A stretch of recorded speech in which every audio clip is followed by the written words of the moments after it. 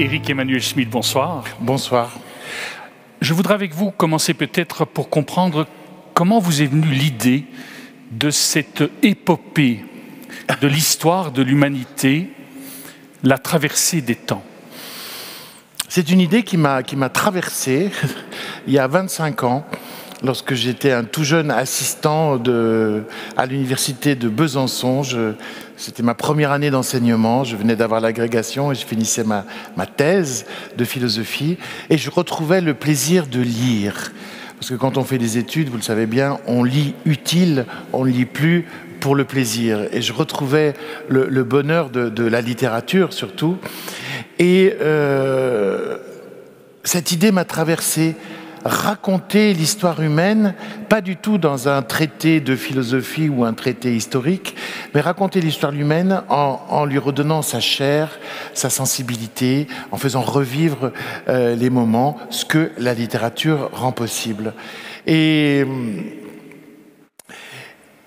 cette idée, j'étais capable de l'avoir à 25 ans, mais j'étais incapable de la réaliser à 25 ans, parce que cette idée supposait que je réfléchisse à l'histoire, que je m'alimente d'essais historiques, à la fois l'histoire de la philosophie, mais l'histoire de la médecine, l'histoire des arts, des réflexions sociologiques, économiques, etc., etc.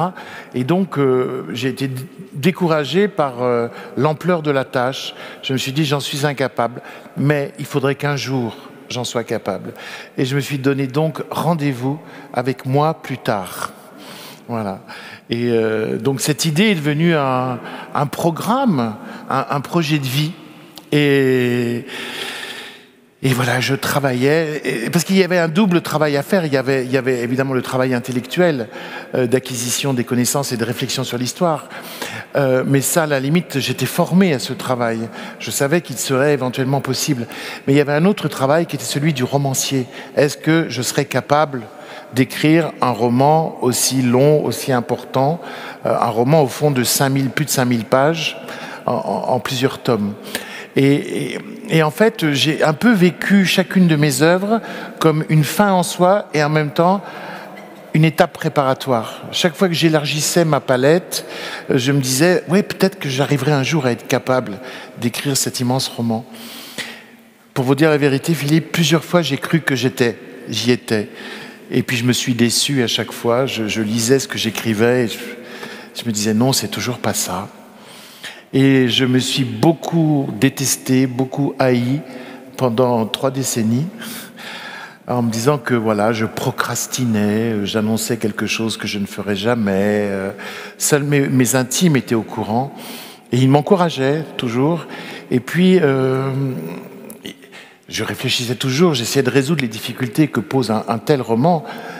Parce qu'un roman, c'est un désir, mais c'est aussi une analyse des pièges qu'on peut rencontrer. Et je crois qu'à un moment, je suis arrivé à analyser tous les pièges. Et il y a 3 ans, j'ai réessayé de nouveau d'écrire ce roman. Et ça coulait de source, comme mes autres livres. Ça veut dire que ça y est, le bébé était mûr, j'avais plus qu'à accoucher. Parce que pour moi, écrire, rédiger, ça a toujours été accoucher. Concevoir me prend beaucoup de temps. Je suis pire qu'une mère éléphant. Il me faut des années pour concevoir un bébé. Mais j'accouche avec plaisir. Voilà.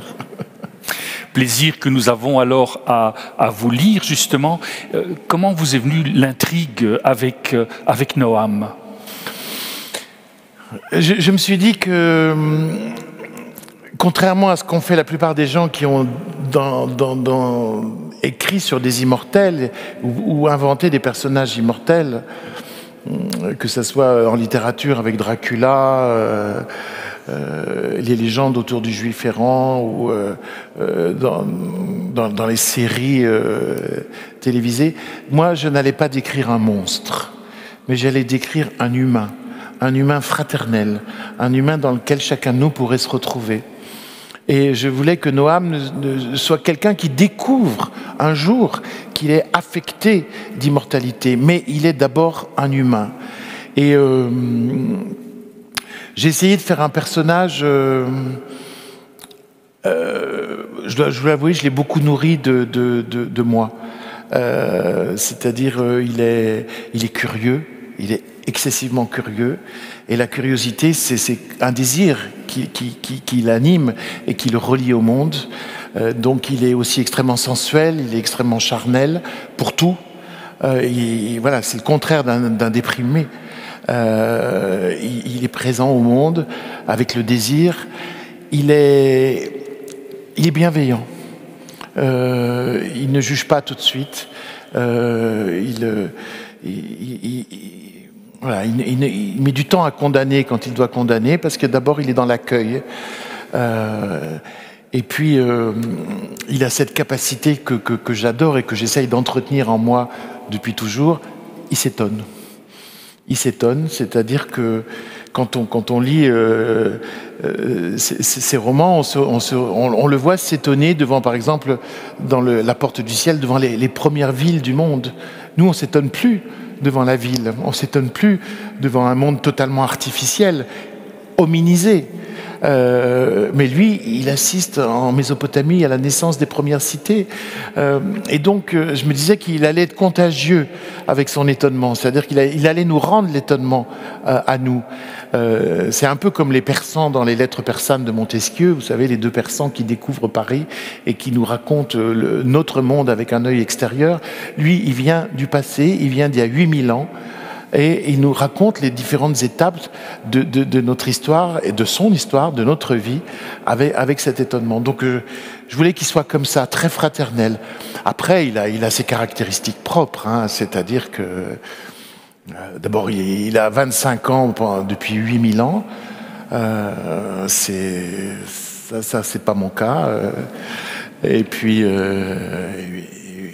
voilà, il a cette histoire d'amour absolument incroyable avec Noura, qui est une histoire qui va durer des siècles, parce qu'il n'est pas le seul à être affecté d'immortalité. Et puis voilà, et puis il est très beau. Et en plus, il ne le sait pas, donc il est irrésistible. Voilà, donc moi j'aime beaucoup être en sa compagnie. Voilà. Ce personnage de Noam, on va le découvrir, je suppose, tout au long des 8 tomes annoncés. Dans ce premier, dans Paradis perdu, ce Noam, justement, il a une première femme, puis il était pris de quelqu'un d'autre. Il y a énormément de sensualité dans votre écriture. Oui. Et puis, particulièrement, je décris nos ancêtres, donc il y a 8000 ans, qui étaient très peu nombreux dans une nature assez généreuse, parce que la Terre s'était réchauffée après tout cet épisode glaciaire, et il y avait très peu d'hommes devant beaucoup de nourriture végétale ou animale donnée par la nature. Et les hommes étaient des nomades, voilà, errant en groupe, tout au plus de 20 personnes. Ils étaient chasseurs-cueilleurs. Et il fallait absolument essayer de donner le sentiment de ça, parce que c'était ça pour moi représenter la préhistoire. C'était pas apporter un savoir qu'on n'a pas, c'était apporter des sensations qu'on n'a plus. Et donc reproduire ce rapport animiste à la nature, c'est-à-dire que nos ancêtres chasseurs-cueilleurs voyaient des âmes partout. Il y avait un esprit du vent, il y avait un démon dans l'écorce, les animaux avaient une âme, la source était une nymphe, il y avait un dieu du vent, etc., etc. Il y avait de l'esprit partout. Il n'y avait pas cette coupure entre un monde matériel et l'homme, être mi-matériel, mi-spirituel, qui est le seul à posséder une intelligence et une conscience, ce qui va être ce que vont croire les hommes pendant des millénaires. Non, il n'y avait pas de statut séparé de l'homme. L'homme se pensait à un animal au milieu du vivant. Et donc il y avait une forme d'écologie d'ailleurs, puisque l'homme ne se pensait pas séparé ni supérieur. Et il ne pensait pas que le vivant lui appartenait, comme nous avons fini par le penser. Et donc je voulais reproduire ça, et ça passait beaucoup par la sensualité, effectivement. Et alors, il y a quand même cette, je ne sais pas s'il faut dire une tribu, mais ces femmes cueilleuses, chasseuses, avec qui Noam aura... Oui, les chasseresses de la caverne. Les chasseresses de la caverne, oui. Oui, oui, parce que c'est à ce moment-là, quand débute la sédentarisation, que change le statut des femmes. Ça m'intéressait beaucoup. Tout le long, je vais parler de la condition faite aux femmes par les différentes sociétés qui s'établissent. Mais une grande révolution, c'est effectivement la sédentarisation de l'espèce humaine. C'est-à-dire quand les hommes, tout d'un coup, s'installent créent des villages lacustres, puisque c'est généralement à cause de la proximité de l'eau et de la nourriture qu'on construit des villages là. Alors, c'est un grand changement pour l'humanité. C'est une explosion démographique. Parce que les chasseresses-cueilleuses, elles faisaient très peu d'enfants. On pense 1 tous les 5 ans. Et pourquoi? Parce qu'elles devaient le transporter avec elles dans tous les déplacements. Donc elles le nourrissaient le plus longtemps possible au sein. Elles utilisaient tous les moyens pour ne pas avoir trop d'enfants. À partir du moment où se crée le village et le foyer, on invente la femme au foyer et commence, je dirais, le patriarcat et la minorisation des femmes qui tout d'un coup sont renvoyées à un rôle secondaire. Alors, c'est une bonne nouvelle pour l'humanité puisqu'il y a une explosion démographique avec la sédentarité. Les femmes et les hommes vont faire beaucoup plus d'enfants, même s'il y a énormément de mortalité infantile, bien sûr. Donc c'est une bonne nouvelle pour l'humanité en général, mais c'est une mauvaise nouvelle pour une moitié de l'humanité, c'est-à-dire les femmes, qui tout d'un coup changent totalement de condition et sont beaucoup subordonnées à la force de l'homme qui chasse, qui cueille, etc. Et mes chasseresses de la caverne que va visiter Noam sont au fond, c'est des féministes. Ce sont des femmes qui refusent le statut nouveau des femmes, cet asservissement, sont des Amazones, en quelque sorte, et elles ont décidé de vivre entre femmes et de n'accepter les hommes que pour le plaisir de la chair et pour éventuellement faire des enfants. Donc elles ont réduit l'homme à son utilité provisoire. Voilà. Et elles sont une forme de résistance à cette modernité du statut de la femme sédentaire. Ça m'intéressait de le montrer comme ça, oui. Je poursuis toujours dans Paradis perdu. Il y a quelque chose quand même qui traverse votre œuvre. Par le théâtre, vous vous êtes fait connaître par Le Visiteur, on a La part de l'autre et dans d'autres ouvrages également.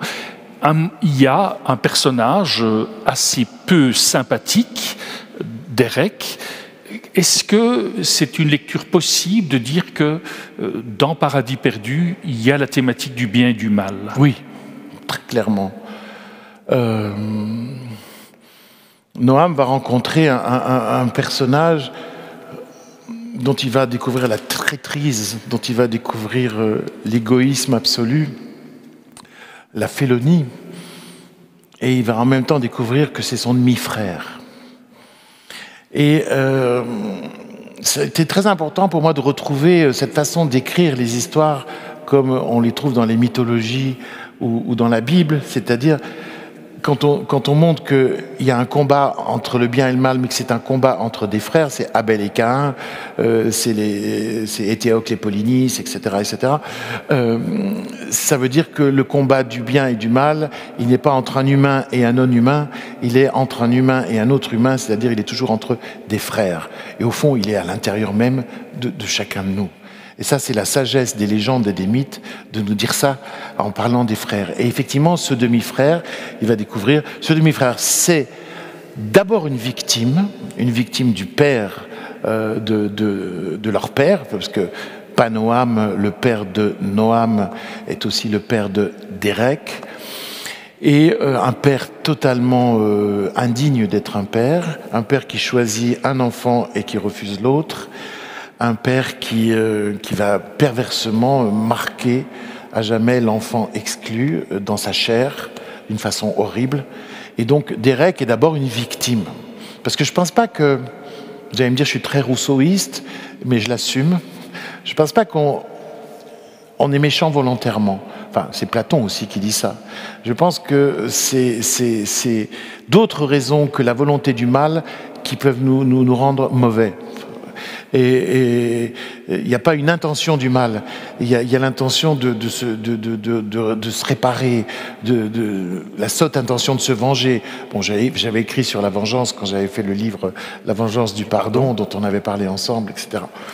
Donc voilà, ce demi-frère, c'est une victime, mais parce qu'il est une victime et qu'il n'arrive pas à dépasser son statut de victime, il devient un monstre. Parce que souvent, les victimes des bourreaux deviennent le bourreau suivant. C'est souvent malheureusement comme ça que des transmissions se font. Et donc, il va se trouver pendant, oui, des siècles, en face de ce demi-frère qui est le contraire de lui. Noam n'a jamais de certitude et est toujours en questionnement. Derek, pendant des siècles, aura toujours des certitudes, jamais les mêmes.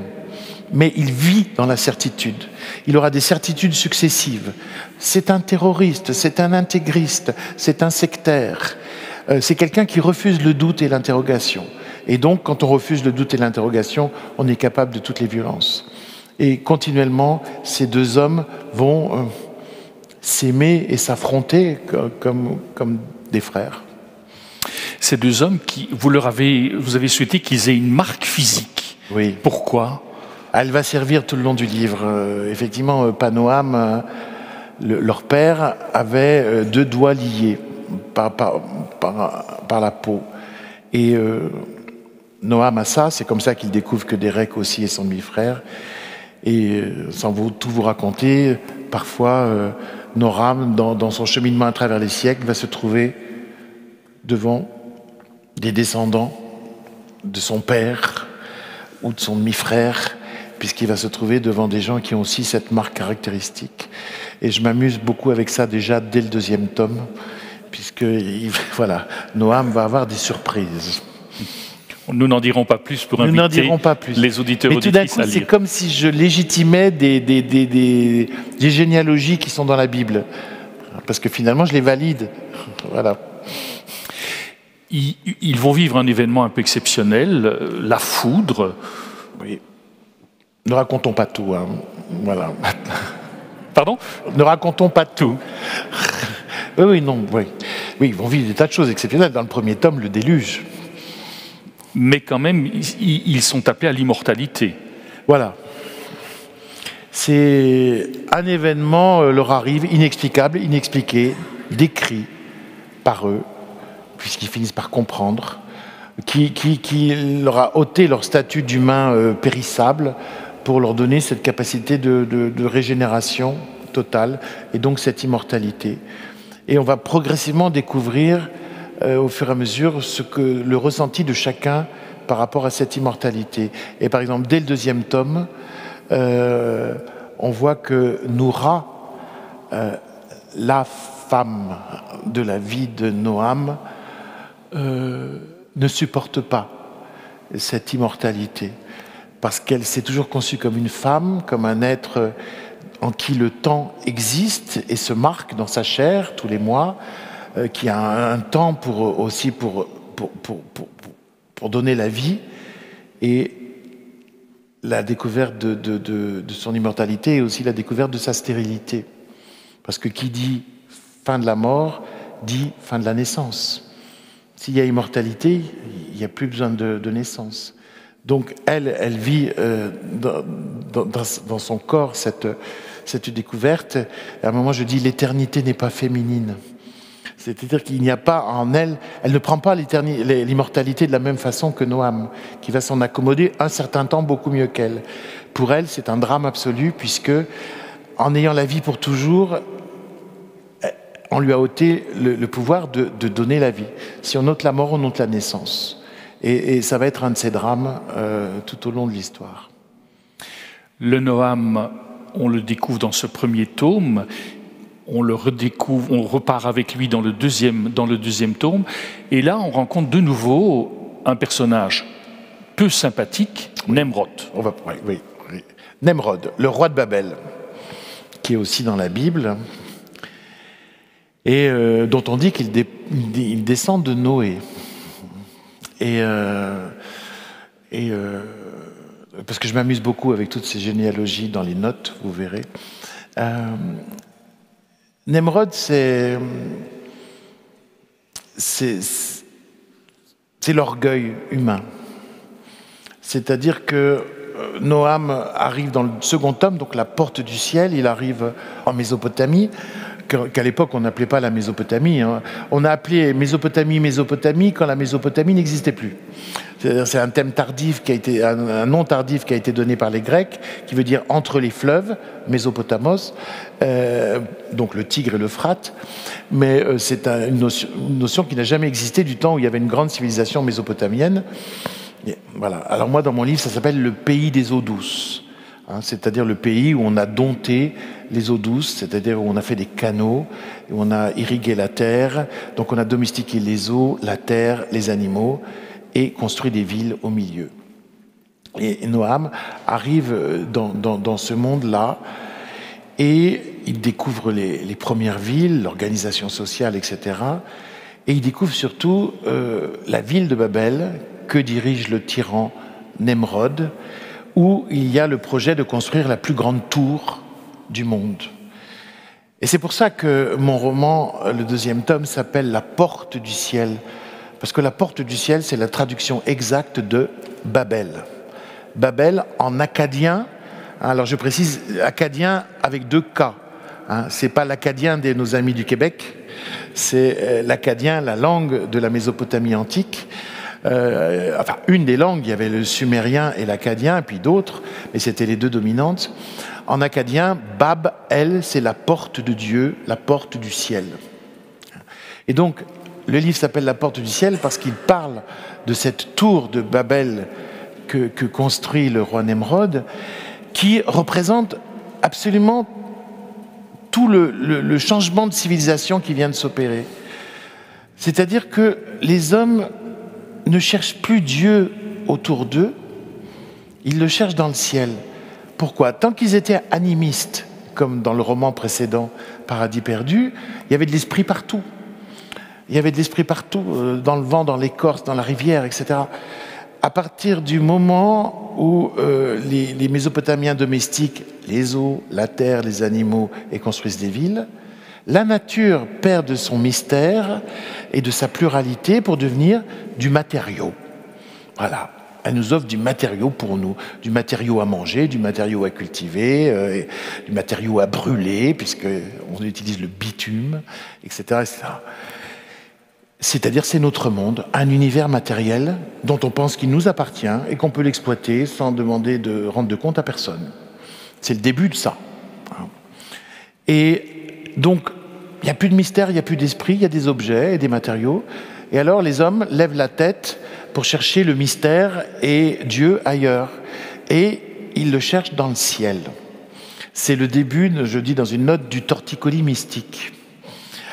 C'est-à-dire, les Mésopotamiens vont être vraiment les premiers de l'histoire du monde à étudier très sérieusement le ciel. On pourra en parler de la façon dont ils l'étudient, parce que eux qui viennent d'inventer l'écriture sur l'argile, ils pensent que les dieux, eux, nous écrivent dans le ciel. Et donc, ils se mettent à étudier sérieusement le ciel.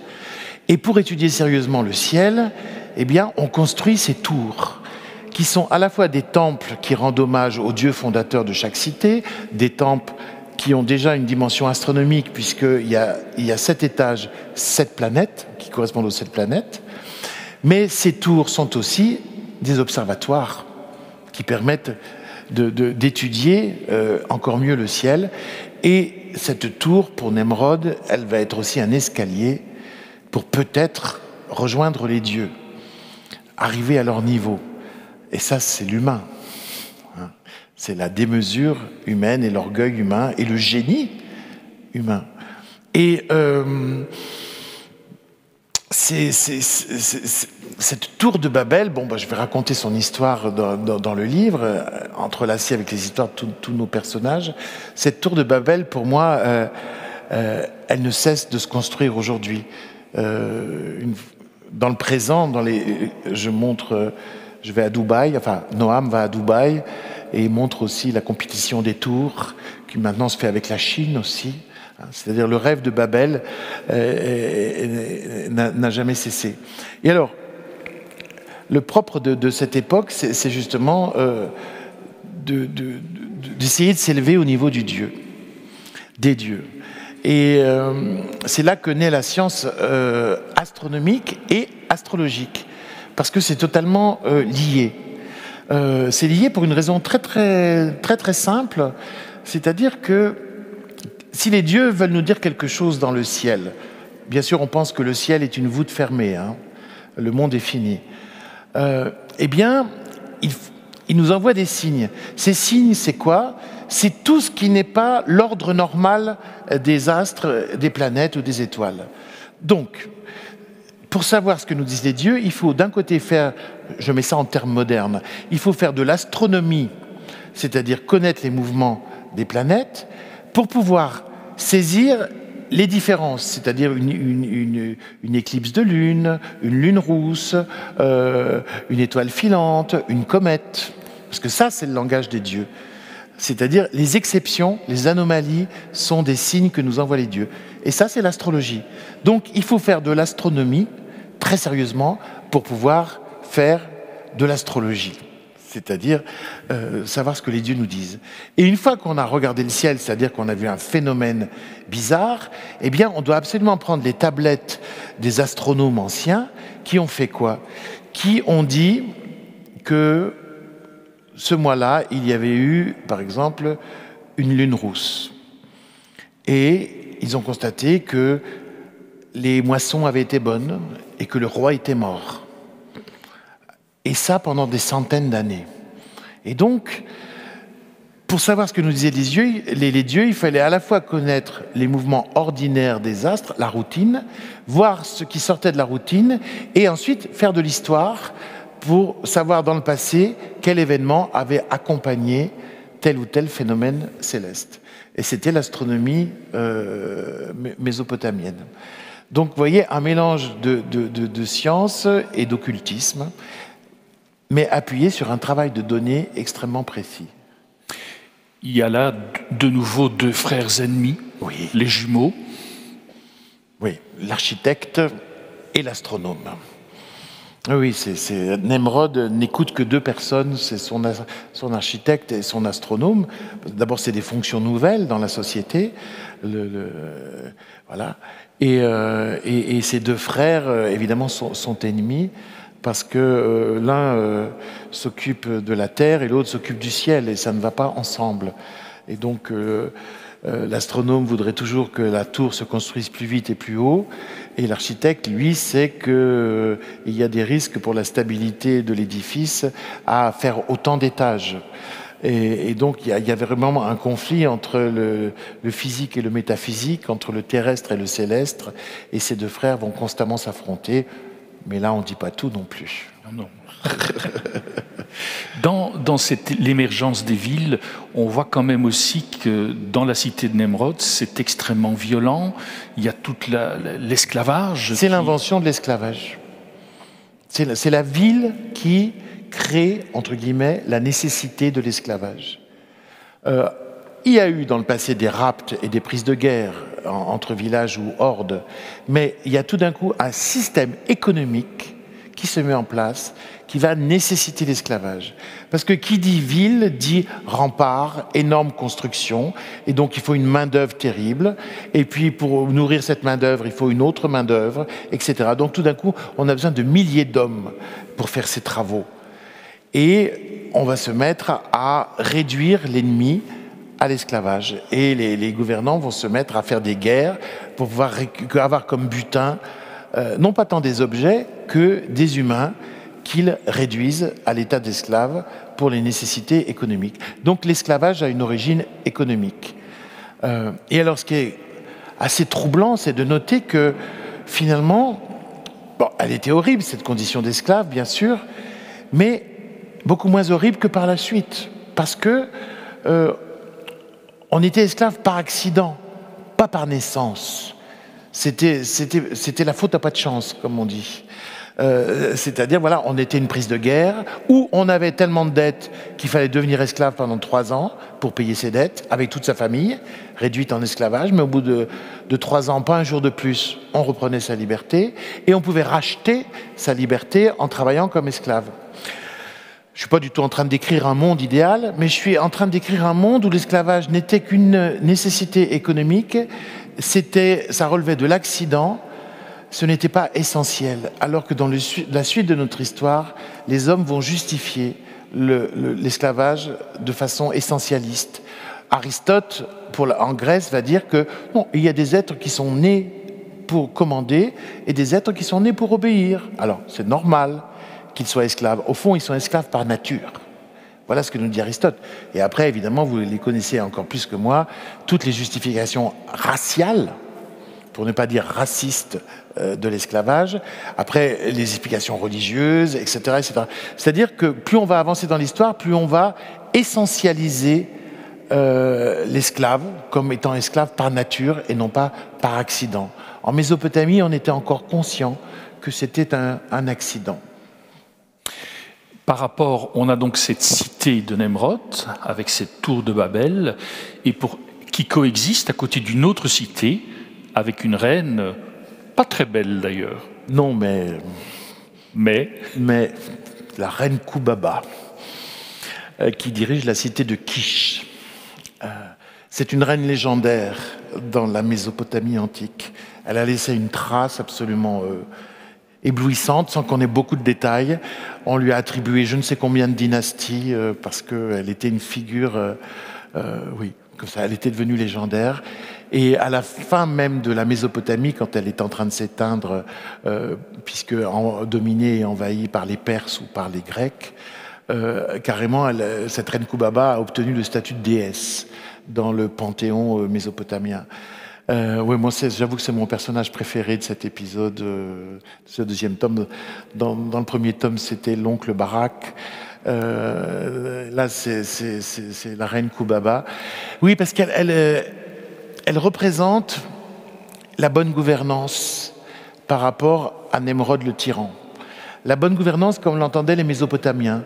C'est-à-dire que autant Nemrod utilise, j'allais dire ses citoyens, c'est même pas, le mot est déplacé, mais enfin bon, utilise ses citoyens à sa propre fin, cette reine-là se met au service de ses citoyens. Elle est là pour faire la paix, pas pour faire la guerre. Elle est là, non pas pour se servir des gens, mais pour les servir. Et ça, c'était vraiment le modèle politique qu'aimaient les Mésopotamiens. Et puis, elle représente aussi une autre chose. Et moi, j'avoue que les spécialistes de la Mésopotamie qui ont relu mon livre, parce que j'ai fait relire, m'ont dit « Vous avez complètement saisi l'esprit mésopotamien avec la reine Koubaba. » Pourquoi ? Parce que c'était un monde où il y avait encore du féminin. Ce que je veux dire par là, c'est que en Mésopotamie, le dieu principal, c'était une déesse. C'était la fameuse déesse Ishtar, que moi, dans mon livre, j'appelle Inanna, parce que moi, dans mon livre, il parle sumérien, il ne parle pas akkadien. En sumérien, c'est Inanna, en akkadien, c'est Ishtar. Et la déesse Ishtar, qui était vraiment le Zeus du panthéon, du panthéon mésopotamien, c'est une femme libre, sensuelle, qui multiplie les amants, mais d'une façon, on l'appelle la putain céleste. Mais ce que je veux dire par là, c'est que il y avait encore de la place pour le féminin, quand on pense que c'est en Irak tout ça, aujourd'hui. Vous imaginez quand même le changement, hein, qu'est-ce qui s'est passé? Voilà, il y avait une place, et alors la reine Koubaba, elle est comme ça. Elle incarne cette liberté féminine, cette insolence féminine. Alors oui, elle n'est pas une beauté, mais c'est parce qu'elle n'est pas une beauté que c'est encore plus intéressant de l'entendre affirmer cette liberté. Rusée aussi. Elle est terriblement maligne, oui. Elle invente, on vient d'inventer l'écriture, elle invente le codage de l'écriture. tous les codes. Et elle invente des codes secrets, elle invente les faux messages pour tromper ses ennemis, elle invente elle crée des faux documents astrologiques pour que Nemrod soit enfariné totalement. Elle est extrêmement astucieuse, oui, tout à fait. Mais ça veut dire il y a eu des gouvernances comme ça.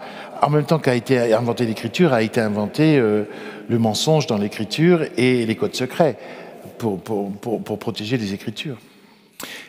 L'écriture vient vraiment de l'époque mésopotamienne ? Oui.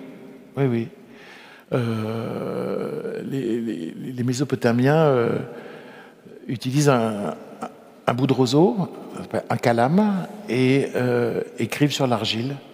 C'est une écriture en 3 dimensions, hein, c'est-à-dire il faut la regarder dans une lumière frisante, et c'est une inscription dans l'argile. Et la première trace qu'on a de l'écriture, c'est une plaquette d'argile signée par un certain Kushim, qui est un des personnages du livre. Qui a connu plutôt un des personnages du livre, le magicien Gawain. Et ce fameux Kushim, c'est le premier nom d'ailleurs réel qu'on ait de l'histoire de l'humanité. Parce que c'est la première trace d'un nom écrit, Kushim. Il était comptable. L'écriture a été inventée pour la comptabilité. C'est pas très surprenant. Et ça change tout. Ça change tout parce qu'à partir du moment où on invente une manière de comptabiliser les objets, les items et les marchandises, on transforme le monde en justement une somme d'items et de marchandises qui peuvent éventuellement nous appartenir. Et la première plaquette qu'on a, c'est effectivement une énumération d'objets, de biens, avec la taxe à payer. Voilà. Mais en même temps, ce qui est merveilleux avec l'esprit humain, c'est que dès qu'une chose est inventée, d'autres s'en servent pour autre chose. Et dans mon livre, il y a un enfant merveilleux, Maël, qui est un enfant poète et qui, lui, va se servir de l'écriture pour inventer la littérature en écrivant la légende d'un certain Bilgamesh, que maintenant on appelle Gilgamesh. Et tout d'un coup, il crée un nouveau continent, le continent de la fiction dans l'histoire humaine. Et puis certains hommes, j'en parlerai dans le tome suivant sur l'Égypte, vont se servir aussi de l'écriture pour défier la mort, en inscrivant leur nom à jamais sur la pierre. L'écriture, elle porte tout des tensions humaines, sa volonté de compter, sa volonté de rêver et sa volonté de se survivre. Un autre personnage biblique a une grande importance dans le deuxième tome, Abraham qui deviendra Abraham. Oui. Ah, c'est très très important parce que il y a tout d'un coup une société qui s'élabore, qui est la société urbaine mésopotamienne avec son économie spécifique, la mise en esclavage qu'elle conditionne, etc., etc. Et en face, il y a des êtres qui refusent cette société. Ce sont les pasteurs, les bergers, les nomades. Et leur chef s'appelle Abram, qui se rebaptisera lui-même Abraham après un certain événement. Et c'est le premier des patriarches. Hein, et celui que les 3 monothéismes, le judaïsme, le christianisme et l'islam, réclament comme leur père fondateur. Et Abraham est un des personnages très importants de la porte du ciel parce qu'il s'oppose à Nemrod. C'est-à-dire, il montre une autre façon de concevoir la vie. En face de ces tyrans ou de ces souverains qui constituent un monde purement urbain dont la campagne n'est que le grenier et n'a comme but que de nourrir la ville, lui, il oppose un autre modèle, des hommes nomades qui circulent avec leurs troupeaux.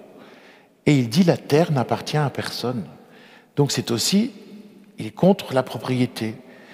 Et au fond, la sagesse hébreu, puis peut-être ensuite chrétienne et ensuite musulmane, c'est d'abord une réaction à cette modernité triomphante des villes mésopotamiennes et des rois mésopotamiens pour dire non, une vie réussie, ce n'est pas forcément l'accumulation des richesses, c'est le respect de certaines valeurs. Une vie réussie, elle ne passe pas par la propriété, mais par la non-propriété. Pas par la sédentarité, mais par le voyage, etc. Et donc, commence une fracture qui va rester dans notre histoire jusqu'à aujourd'hui, entre le refus d'un univers matérialiste par une affirmation spirituelle d'un autre ordre. Et moi, ce qui m'amusait de montrer, c'était que cette réaction par rapport à cette modernité galopante mésopotamienne, cette réaction d'Abraham, des nomades et des bergers, ce n'était pas du tout, comme on le présente souvent dans les livres d'histoire, comme une modernité, mais au contraire, c'était un ancrage beaucoup plus profond avec le passé. Le passé humain des chasseurs-cueilleurs, le passé humain des nomades, pour témoigner d'un mode de vie beaucoup plus ancré dans la nature et avec sa liberté qui est compensée par le respect de certaines valeurs. Donc voilà, apparaît déjà une scission dans le monde. Et alors bien sûr, je raconte les grands événements de la vie d'Abraham, mais vu par Noam, c'est-à-dire vu différemment. Et après, souvent, Noam, en bas de page, nous dit, dans la Bible, on a raconté ça comme ça, mais... Et il nous fait l'histoire de l'histoire. Il nous fait la légende des légendes. C'est-à-dire, il nous montre comment ce que lui a vécu a été ensuite interprété par des civilisations différemment, parce que les hommes ont besoin de mettre du sens qui correspond au moment où ils vivent. C'est la première fois dans vos romans où vous utilisez la technique des notes infrapaginales? Oui, les notes en bas de page, oui, c'est la première fois de ma vie, oui. Mais ce sont des notes de Noam. Oui, bien sûr, c'est pas les vôtres, je me doute bien. C'est pas les mots, c'est pas les miennes. C'est parce que lui, il nous raconte ce qui lui arrive, et c'est l'action, et c'est généralement assez palpitant parce qu'il se passe mille choses. Mais de temps en temps, il prend un peu de recul et il fait une note. Et là, c'est non pas le Noam qui vit l'action que l'on suit, mais le Noam qui a traversé les siècles et qui va nous dire ce qui est advenu de ce qu'il a vécu ou la mise en place de quelque chose. Par exemple, une note que j'ai adoré faire, c'est quand il voit une famille qui ramasse dans l'eau des espèces de serpents un peu sombres. En fait, c'est du bitume, parce que la Mésopotamie est un pays où il y avait du pétrole qui affleurait, qui était à fleur d'eau. Et les Mésopotamiens ramassaient ce bitume, en faisaient des serpents, les laissaient sécher au soleil, et ensuite les vendaient, parce que ça permettait de faire de la colle et du mortier. Et puis, comme c'est une matière assez meuble, on pouvait aussi y incorporer d'autres matières et faire des cosmétiques. Parce que les Mésopotamiens se maquillaient, hommes et femmes, à partir du moment où ils étaient d'un certain niveau social. Et donc voilà, donc Noam voit ça, et dans une petite note, il dit finalement, ça a assez vite disparu, le bitume. Parce que les Romains avaient peur de tout ce qui était inflammable, et puis au Moyen-Âge, ça a totalement disparu, sauf éventuellement quelques chimistes et quelques cosméticiens qui se servaient un peu de bitume, mais ça disparaît totalement de l'histoire humaine. Et il nous dit, c'est à cause des baleines que le bitume est revenu. Parce qu'au XIXe siècle, on avait besoin de lampes, d'huile lampant, comme on disait, de l'huile lampante, d'huile pour les lampes à brûler. Et ça venait des baleines, et les baleines commençaient à se méfier des baleiniers. Et les hommes avaient de plus en plus de mal à trouver assez d'huile pour les lampes, particulièrement aux États-Unis, parce que c'est une époque d'explosion démographique, le 19e siècle. Et donc, certains Américains ont l'idée de peut-être récupérer ce bitume à fleur d'eau. Et puis après, ils se rendent compte que oui, ça marche. Et ils se disent, on pourrait faire comme avec le sel, faire des silos et chercher le pétrole dans le sol. Et on entre au pays de l'or noir, dans la civilisation de l'or noir, dans la civilisation du pétrole, la nôtre. Voilà. Donc il fait des remarques comme ça qui nous permettent de traverser les siècles. Je voudrais revenir au personnage d'Abraham, parce que vous prenez quand même quelques libertés. J'espère. Oui. Moi, j'écris un roman. Mais c'est alors, un roman qui fait réfléchir par ses libertés, je pense. Oui, parce que la naissance d'Isaac, la manière, la conception, on a Sarai qui devient Sarah, on a la servante, on a la mère d'Ismaël, etc. C'était important pour Agar, oui, c'était important pour vous de relater ces événements-là. Oui. D'abord, ne serait-ce que pour réfléchir sur le fait que dans l'Ancien Testament, il y a il y a des hommes qui sont monogames et puis des polygames, hein, c'est-à-dire dans la tradition hébreu, il y a autant de grands polygames que de grands monogames. Et d'ailleurs, dans la suite de la vie des Juifs, la polygamie s'est arrêtée chez les Askénazes au XVIIIe siècle et uniquement au XXe chez les Séfarades. C'est dans une de vos notes. Oui, c'est dans une de mes notes. Enfin, de Noam. Oui, oui, de Noam. Oui, pardon. Et puis ce qui m'amuse, c'est que les témoins de Jéhovah se sont servis de cet épisode pour justifier la polygamie aussi, à une certaine époque. Et qu'est-ce que vous me demandiez? Ce que je vous demandais, c'était qu'est-ce qui fait que vous avez souhaité reparler de ces deux femmes, d'Ismaël, oui, du sacrifice d'Isaac, la circoncision, tout ça Ah oui, la naissance de la circoncision, oui, c'est douloureux. Oui, parce que j'aime bien rafraîchir des choses qu'on a entendues dans une langue morte, qu'on n'entend plus. Souvent, la façon parfois dont on nous transmet malheureusement la Bible laisse notre oreille paresseuse. Et donc l'intérêt d'un dessinateur, quand il fait d'un peintre, quand il fait un tableau, ou d'un écrivain, quand il reprend un sujet, c'est de redonner de la fraîcheur et de la vie aux choses. Et là, je redonne de la vie à tout ça. Et surtout, Noam, dans ses notes, note les conséquences de tout ça. C'est-à-dire comment, de cette histoire de trio entre Abraham, Sarai et Agar, puisque Sarai ne peut pas avoir d'enfants, elle demande à la servante Agar de faire des enfants avec Abraham. Abraham est très choqué parce qu'il n'aime que Sarai, mais pour sa descendance, il va faire un enfant avec Agar, qui est Ismaël.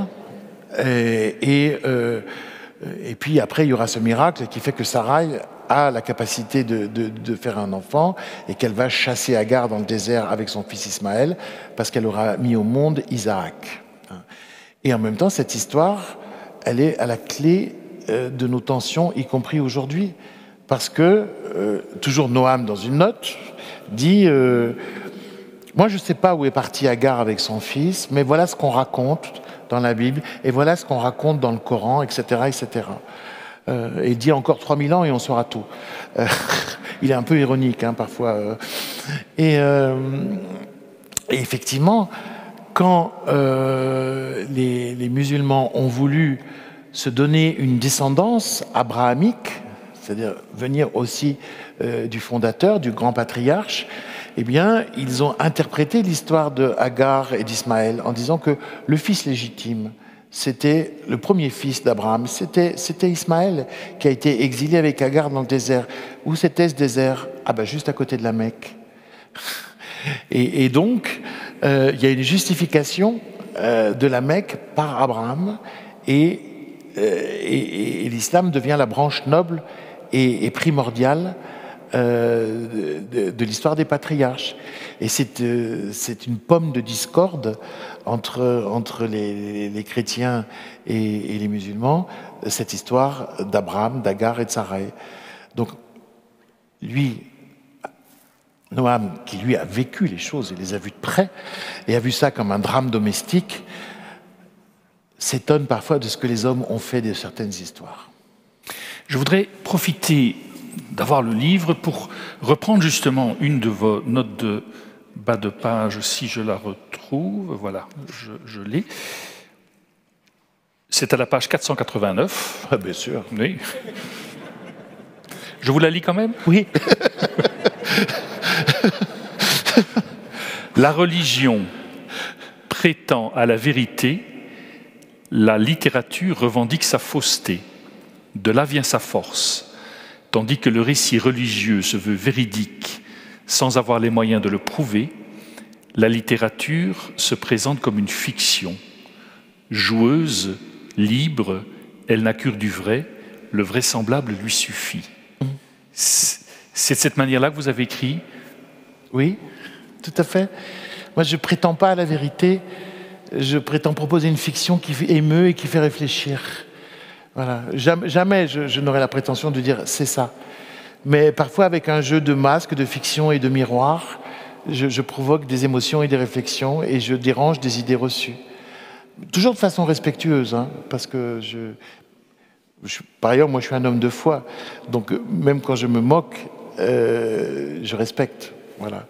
Mais oui, ça me paraît très important et de montrer que aussi la force de la littérature qui est justement d'être un mensonge assumé, comme moi.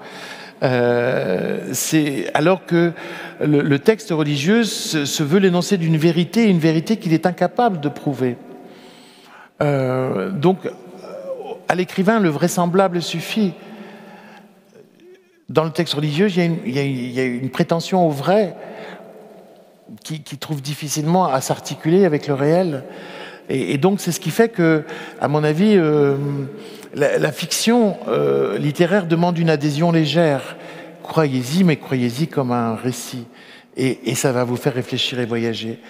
Tandis que le texte religieux demande une adhésion qui relève d'un mouvement tout entier pour dire oui, j'adhère à cette vérité, sans avoir les moyens de prouver la vérité. Donc c'est quand même deux rapports au lecteur absolument différents. Et c'est pour ça que quand Maël invente la littérature avec la légende de Gilgamesh, je trouve qu'il nous offre aussi une forme de libération d'un récit qui ne prétend pas au vrai et qui se contentera du vraisemblable. On retrouve un petit peu ce que vous aviez déjà essayé dans l'Évangile selon Pilate? Oui. Oui, l'Évangile selon Pilate, c'était un roman qui visait à, comme une peinture religieuse, à rafraîchir la représentation de Yeshua, Jésus.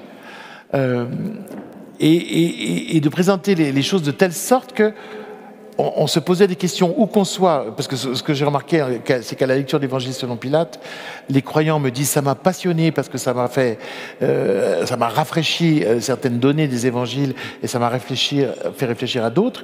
Et puis les athées qui lisent l'Évangile selon Pilate me disent ah ben pour la première fois je me suis dit que c'était possible. Voilà, c'est juste. Et moi j'ai écrit un mensonge, hein, mais je crois au pouvoir des fictions. Parce qu'elles ont, elles ont une force légère, elles ne se prétendent pas à la vérité, mais du coup, on les laisse venir en nous et elles peuvent nous changer, elles peuvent nous faire évoluer. Je crois à la douceur de la fiction. Moi, quand j'ai écrit mon livre sur Chopin, Madame Piliska, le secret de Chopin, je crois plus au murmure qu'au cri. Pour écrire bien, il faut murmurer. Pas besoin d'hurler. On n'entend pas quelqu'un qui hurle. On écoute quelqu'un qui chuchote. Et la fiction, c'est un murmure qu'on écoute. Cette fiction, ce murmure, pourtant, on va vivre dans l'effondrement, bruyant cette fois, de Babel. Oui. Alors ce qui est drôle, c'est qu'en fait, Babel s'écroule tout simplement pour des raisons physiques. C'est-à-dire que les briques étaient en terre séchée au soleil, celle qui était au centre, et en terre cuite, celle qui était à l'extérieur. Mais il n'y avait pas de ciment. Et donc, dès qu'il y avait trop de poids sur ces briques de terre séchée, malgré l'osier qui retenait certains blocs, eh bien, quand il y avait trop de poids, forcément, l'édifice s'effondrait. Et là, la démesure de Nemrod et de l'astrologue vont faire que le pauvre architecte va être obligé de construire une tour beaucoup trop haute qui ne peut pas supporter son propre poids et qui va s'effondrer. Et alors, ce qui est quand même amusant, et ce que note Noam, c'est que pour justifier l'écroulement de Babel, les hommes vont dire que c'est la colère de Dieu. Non, pas du tout, c'est juste l'insuffisance des hommes. Mais les hommes sont tellement orgueilleux que pour expliquer un de leurs échecs, ils préfèrent y voir une vengeance divine. Mais voilà, c'est l'humain qui, tout d'un coup, est présomptueux et manque d'humilité et n'écoute pas l'intelligence humaine non plus, parce qu'au fond, l'architecte dit non, ça ne tiendra pas. Mais les autres disent on continue. Et cette tour s'écroule de l'intérieur. C'est ça. Parce que moi, je crois que le mal s'effondre de l'inférieur. L'enflure humaine, elle est rongée par elle-même, et qu'elle finit par imploser. Mais après, elle recommence. Babel n'est pas fini. Babel continue. Mais symboliquement. Mais oui, c'est une implosion parce que c'est une insuffisance d'intelligence humaine et un excès de présomption humaine qui provoque l'effondrement d'une création humaine. Nemrod, on pourrait le considérer comme un sachant par rapport à un croyant. Peut-être.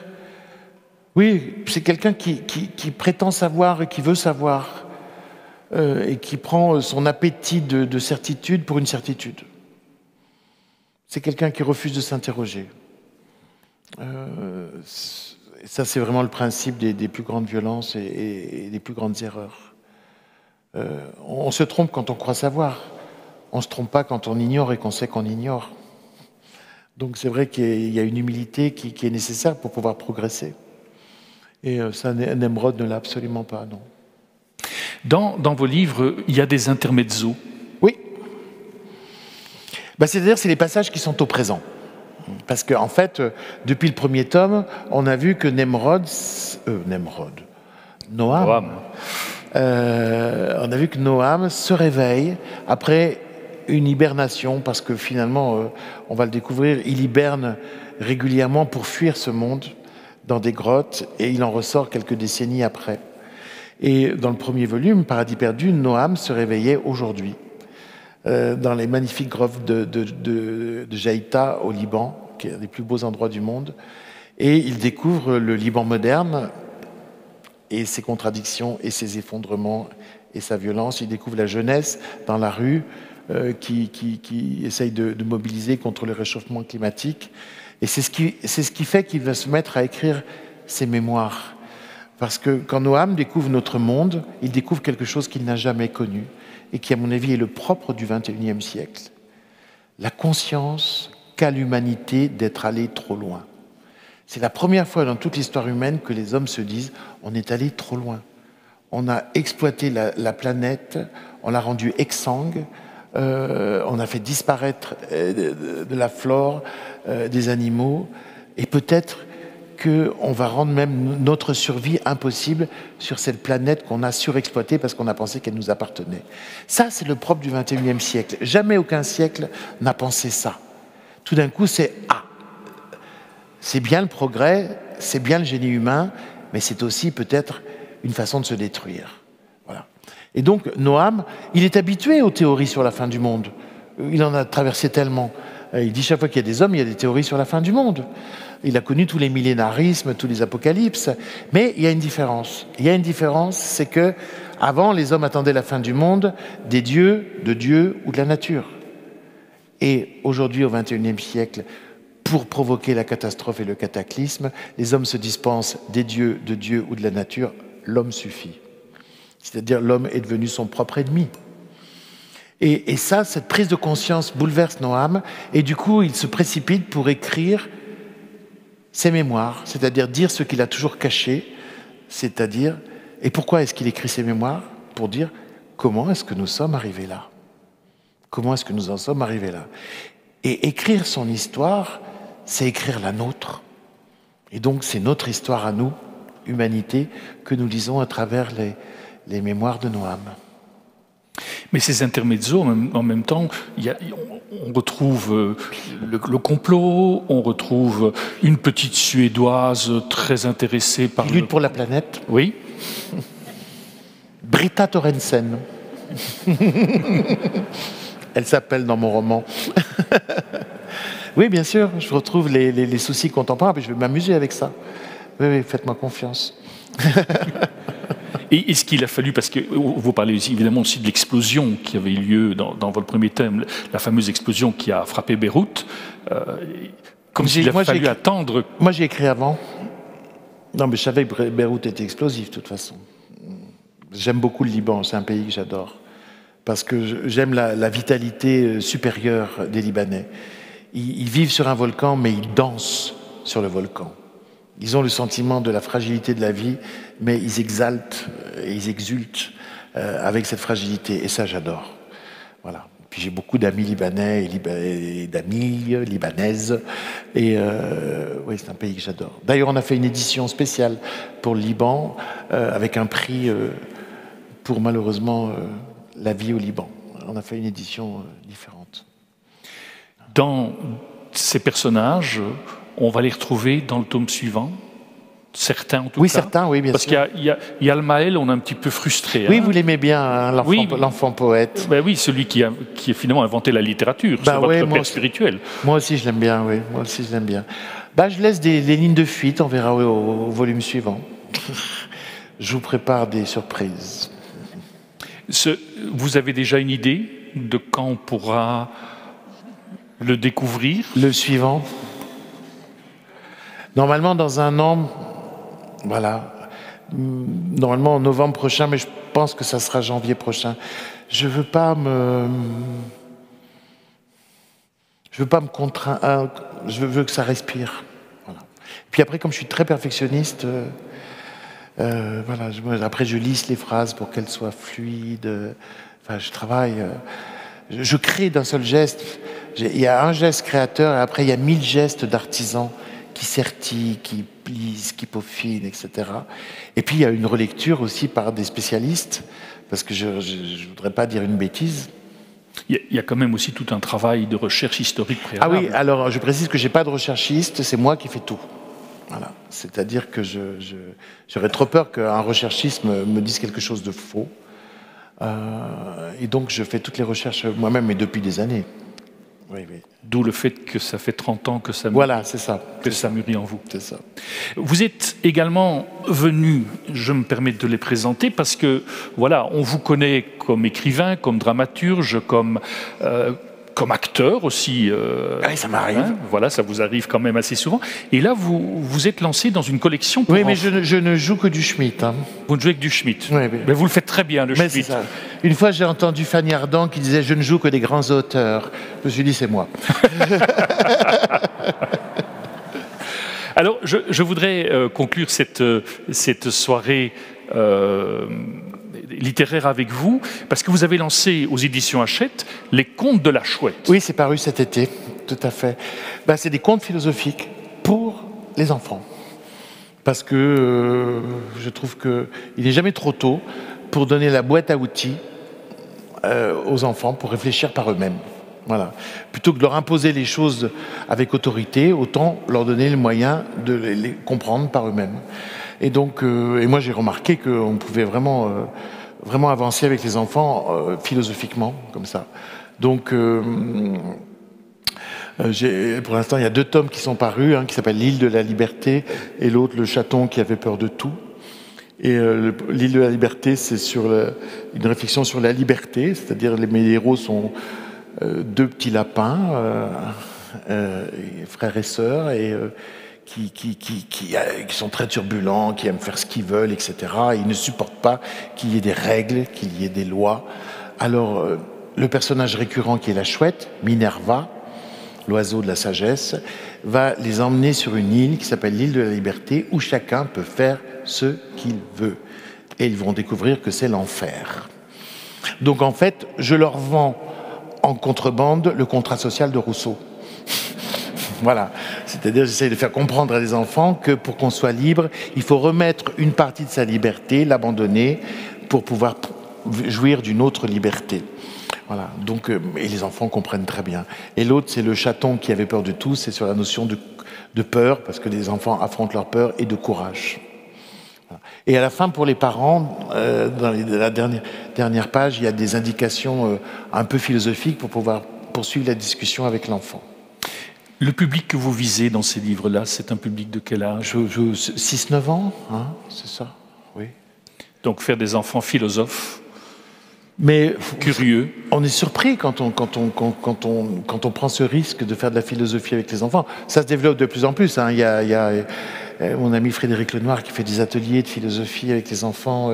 C'est une pratique qui se développe. Moi, j'ai plein d'amis qui ont d'autres métiers, qui sont cadres, qui sont financiers, qui sont comptables et qui font des formations pour pouvoir faire des séances philosophiques avec les enfants. C'est totalement passionnant. Et moi, je crois qu'on fera de meilleurs individus, de meilleurs citoyens. Si on donne des notions philosophiques très tôt aux enfants, faut absolument pas sous-estimer. Enfin, ils sont plus intelligents que nous. Je veux dire, vous avez vu la vitesse à laquelle ils apprennent. Alors plutôt que de leur faire apprendre des conneries, autant leur faire de la philosophie. Et justement, ce que vous avez réussi, c'est que vous n'infantilisez pas l'enfant. Et vous le prenez au sérieux dans le vocabulaire que vous utilisez. Oui, ça c'est ce qu'on me fait remarquer, c'est que le vocabulaire n'est pas du tout, c'est pas celui de la traversée des temps, où je me permets parfois un vocabulaire extrêmement, sinon précieux, du moins précis. Mais je varie le vocabulaire, y compris quand j'écris pour les enfants, parce que c'est comme ça qu'ils vont apprendre les synonymes aussi. Vous savez, moi je me souviens dans mon enfance, je lisais la Bibliothèque Rose, la Bibliothèque Verte, Enid Blyton. Oui, les livres d'Enid Blyton, et tout a été retraduit il y a quelques années pour se mettre au niveau des enfants. C'est débile, et les enfants détestent. Ça, c'est la vengeance. Non, il faut au contraire proposer une vraie langue aux enfants pour qu'un jour ils aient la leur et qu'ils évoluent à l'aise dans la langue. Donc c'est simple, mais voilà, je n'emploie pas le verbe dire à chaque réplique. Il y a quelque chose que vous m'avez dit tout à l'heure que je trouve intéressant. Ce n'est pas un livre qu'on raconte avant de s'endormir, puisque vous souhaitez qu'il y ait une discussion. Oui. C'est pour ça d'ailleurs que Hachette a fait très attention à mettre des couleurs qui sont des couleurs de jour. C'est pas un conte pour dormir, c'est un conte pour réfléchir. Donc c'est un conte pour la journée.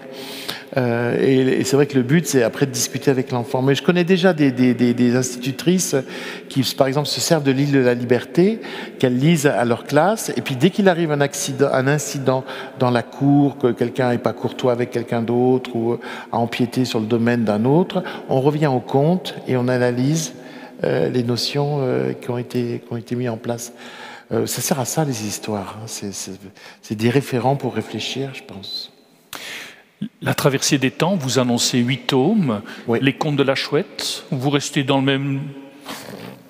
Je ne sais pas. Comme l'illustratrice est une merveille absolue, Barbara Brun, je sais qu'elle peut faire 2 tomes par an. Donc je pense qu'on fera 2 tomes par an. Après, ça devient impossible. Donc, oui, le prochain paraîtra en février. L'éléphant qui ne respectait rien, sur la notion de respect. Pourquoi est-ce qu'il faut porter du respect aux autres? Oui. Éric Emmanuel Schmitt, je voudrais terminer par une question. Quand on a écrit autant de pièces, autant de romans... On s'en souvient plus. Justement, ça m'ennuie parce que c'est ma question. Ah bon? Quel est l'ouvrage, la pièce ou le roman que vous aimez le plus aujourd'hui de ce que vous avez écrit? Moi, j'aime tous mes enfants. Non, il y a un texte qui m'émeut toujours quand je l'entends, parce que je l'ai entendu dans le monde entier, et parce que c'est un enfant qui parle, c'est Oscar et la Dame Rose. Parce que je ne peux pas écouter ce texte sans être bouleversé. Il m'a été quasi dicté, je l'ai écrit en quelques jours, et ça a fait le tour du monde, et ça touche, parce que ça parle de choses dont on ne parle pas, la maladie de l'enfant et éventuellement la mort de l'enfant. C'est un double tabou, ce texte, et pourtant, les gens le lisent, et puis moi, Oscar, c'est vraiment mon âme, enfin, c'est moi qui parle, c'est moi enfant. Donc, ouais, j'adore ce texte-là, et puis, mais autrement... puis il est venu presque sans que je m'en rende compte, quoi. Il y a des livres qu'on porte... on les écrit comme ça au bord d'une table et puis ils ont un destin. Alors c'est très curieux.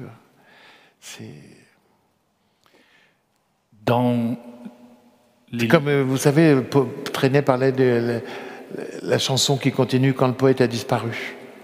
longtemps, longtemps après que le poète ait disparu, sa chanson continue. Là, j'ai l'impression d'avoir fait un texte qui est comme ça, qui est comme une chanson qui appartient à tout le monde. Vous aimerez le texte que vous allez écrire? Vous aimez le texte que vous êtes en train d'écrire? Ah oui, oui, oui, je pense toujours que je vais faire mieux. Oui, oui, ça tient debout. Non, non, je ne regarde pas du tout le passé, moi, je n'ai pas l'œil dans le rétroviseur. Je suis toujours à maintenant et demain matin. Je sais pas, j'ai écrit plus de 45 ou 6 textes, je ne sais plus. Et j'y pense jamais. Enfin, je suis heureux quand je rencontre des gens qui m'en parlent, parce que c'est comme si on me donnait de mes nouvelles de mes enfants. Voilà, donc ouais, ils marchent tout seuls, ils font leur chemin. Mais moi, je suis en train d'en faire d'autres. Voilà. Et est-ce que je peux déjà vous inviter à revenir dans quelques temps? Avec bonheur, bien sûr. Oui, oui. On prend rendez-vous? Ben, on prend rendez-vous pour le tome 3. Eh bien, on prend rendez-vous pour le tome 3. Eh bien, écoutez, je tiens en tout cas, au nom de Siloé, au nom de toutes les personnes qui ont préparé, je tiens à vous dire également, si vous êtes sur RCF, que vous nous écoutez, vous pouvez évidemment repodcaster l'émission, que vous avez l'occasion de revoir cette soirée littéraire dès lundi sur dominicain.tv. Les caméras sont là, donc vous pourrez revoir tout l'ensemble de la soirée sur le site dominicain.tv. Et puis nous avons eu le plaisir ce matin d'enregistrer 6 émissions de télévision qui également seront aussi disponible. Je tiens à vous remercier parce que vous avez, chaque fois que vous venez, on vous fait faire un travail, des émissions de télévision. Vous avez eu de nombreux journalistes encore cet après-midi qui sont venus vous interviewer. Vous avez accepté de... Oui, mais ça moi je croyais qu'écrivain c'était écrire, non, c'est parler. Eh bien, c'est heureux pour nous, et non seulement, mais vous avez c'est aussi signé, puisque je pense que ça va être la suite de la soirée. Je laisse la... Je crois que ça se passe... Ça va se passer dans la tente de la rencontre où il fait un peu plus chaud. Il fait un peu plus chaud, ouais. Voilà.